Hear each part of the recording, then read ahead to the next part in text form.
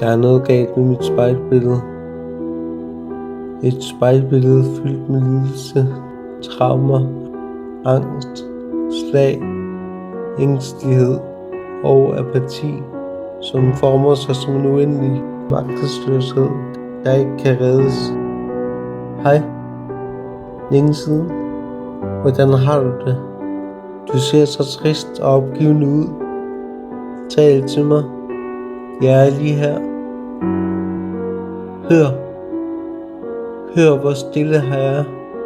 Stilheden er så høj herinde, at det brænder på min kind på grund af traumer, der ligger i mine tårer. Ja, nu er jeg her igen.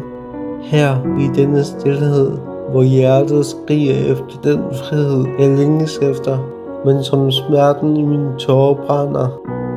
Brændt og begravet, dybt i det indre låste kammer, hvor kun jeg kan kigge ind. Folk ser dig som en glad person. Glad for livet. Glad for tilværelsen. Glad for bare at være. Et liv uden smerter. Et liv uden lidelser.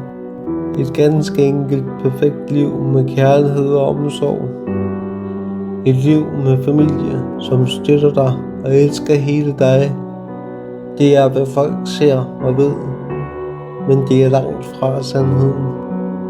For sandheden kamuflerer sig som en stærk facade, der viser lykke og glæde, mens den bryder ud af kamuflagen i den evige mørke stilhed. Det tomme og ensomme rum, alene, træt og forladt. Du prøver at glemme, men den evige sorg krammer dig hårdere og hårdere med deres manipulation, slag, psykisk terror, fysisk og verbal vold, som har sat spor i den, jeg er i dag, som er i dig. Sommetider kigger jeg apatisk på regnen og lytter til dens vemodige klang. Og sommetider kigger jeg på nattens evige mørke med lukkede øjne og tænker, er det sådan det føles? En evig fred, en evig ro og hvile. Er det sådan døden føles? Det slidte hjertets evige fred, det trætte sinds evige ro, den fordærvede krops evige søvn. Hør stilhedens kald.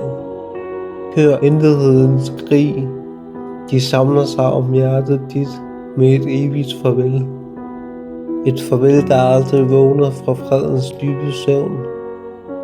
Når jeg sover, og min bevidsthed er slukket, så er mine øjne lukket og ser derfor intet. Men når jeg vågner, indser jeg, at jeg skal igennem den samme byrde i sindet, igen og igen. Nemlig det at vågne, at bære rundt på uendelige indre lidelser, mit trætte sind, selvhed, som aldrig med den bevidsthed, jeg har i dag, forsvinder. Der er noget galt med mit spejlbillede.